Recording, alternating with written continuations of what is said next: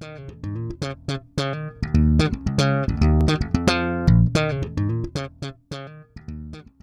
bike is a tremendous device for converting energy from one form to another. So here as I'm pedaling, I'm converting the chemical energy from my breakfast into kinetic energy of my motion. The whole thing is what's called a transducer, a device for converting energy from one form to another.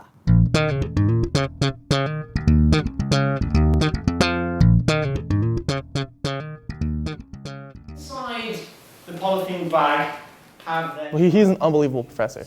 And even if you don't like physics, he makes it so that you can go and you can learn and you can enjoy it.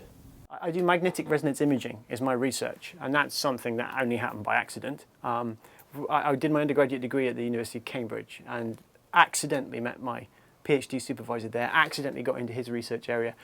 And I'm very lucky because physics kind of suits the way I prefer to learn, I guess.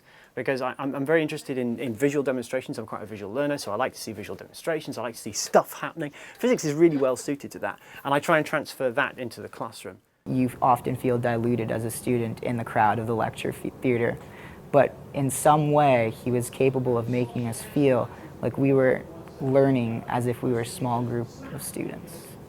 Traditional lecture style teaching doesn't help most people. Most people really struggle to pick up lots of material in a traditional physics lecture. People around me didn't like physics, it wasn't their strong suit, but everyone liked going to class because he was so energetic, super passionate, and really approachable too. He held tutorials and he was literally just jumping around and helping as many people as possible and open to all the crazy questions you had. He would always do his best to answer and help you as much as possible. You have to be very careful about how you introduce demonstrations in the classroom. You have to make sure that the students are invested in the outcome. One particular thing that stood out in my mind was the day that we learned about refraction and when light travels in one media to another. Say like water, for example, and water will slow light down so the light will bend. And Ben actually had students in the class, about 10 of them, stand in a line like if they were a marching band. And walk as if they're a ray of light and travel into a new media. The way we tend to work in my class, for practicality's sake, where you've got a big first-year class, we have coloured answer cards, we set up the demonstration. We talk about what might happen. We might even run one demonstration with one outcome and change something and then ask everybody to predict what is going to happen. Everybody votes with the cards, then we run the demonstration again, and then we'll have a whole discussion about why the outcome might be the way it is, and we try and come to some consensus so that everybody in the class has agreed that they understand the physics concepts behind why the particular demonstration might work. One of my favourite interactions is bringing undergraduates down to the UNB MRI Centre where we do research into magnetic resonance imaging.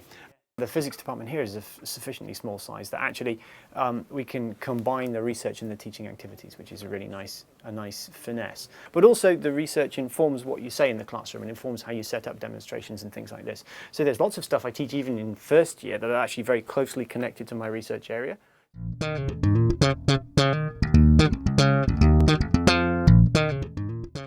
I started teaching after I have been in his class. Even though it was a lecture, I use it in school all the time. The exciting music is a great way to start class, and Ben, that was his idea. Looking things up, I'd found a video. I was like, well, I sent it to him.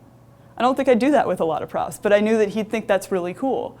And he emailed me back, and he was really excited about it, and he sent me a YouTube video of springs oscillating at different speeds and how one spring over here will affect a spring over here if they're attached, and and this is in one of my other courses, so if you're interested. It was kind of that personal touch. Die away, and it'll come to a complete halt just there, and after that it'll start moving again. Cool, and it'll get quite bouncy.